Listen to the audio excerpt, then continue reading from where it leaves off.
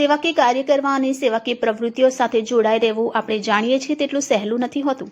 કોઈ સંસ્થા કે કોઈના સહયોગથી લોકોની સેવા કરવી એ પણ ખૂબ જ કઠિન હોય છે. ત્યારે કોઈ એક વ્યક્તિ હજારો લોકોની સેવા સાથે સતત જોડાઈ રહે અને સતત સ્વખર્ચે લોકોની વચ્ચે રહી લોકહિતના કામ કરી આપે તેનાથી વિશેષ બીજું શું હોઈ શકે? તો આવો જાણીએ આવા સેવાભાવી વ્યક્તિની પ્રવૃત્તિઓ. રાજકોટ જિલ્લાના ઉપલેટા શહેરમાં વોર્ડ નંબર 9ના માજી સુધરાઈ સભ્ય રજાકભાઈ હિંગોરા અને તેમનો પરિવાર સતત 3 ટર્મથી આ વોર્ડમાં બહુમતીથી ચૂંટાય છે અને લોકો પણ તેમને ખૂબ ચાહે છે.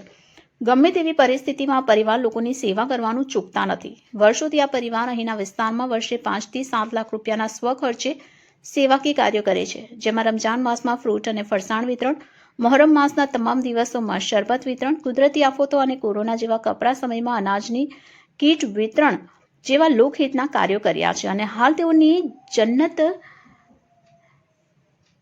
નશીન માતાની ઈચ્છાઓને ધ્યાને લઈ મુસ્લિમ સમાજમાં ઉચ્ચ હોદ્દા ધરાવતા સૈયદ પરિવારના હવામાં બાવા મિયા બુખારીના વયસ્ક માજીને મા સમાન ગણી તેમને મક્કા મદીના ઉમરા માટે મોકલી ઉપલેટા શહેરમાં પ્રેરણાદાયી ઉદાહરણ પૂરું પાડ્યું છે, જેનો તમામ ખર્ચ આ પરિવાર ભોગવી રહ્યો છે.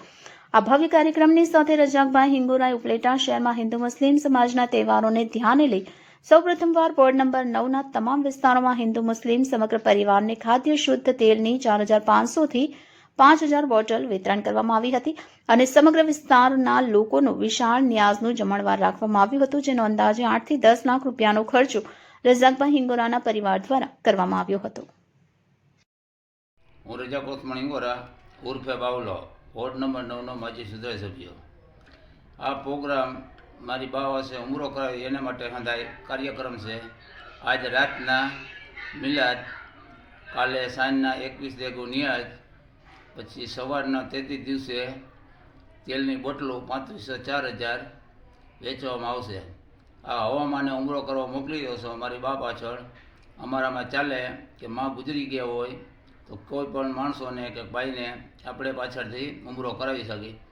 એ સમયની માલિકો મારી આર્થિક પરિસ્થિતિ નબળી હતી, હું કાંઈ કરાવી નહોતો શક્યો. આજે અલ્લાહે દીધું છે મને એમ થયું મારી મા પાછળ કાંઈક કરાવવું.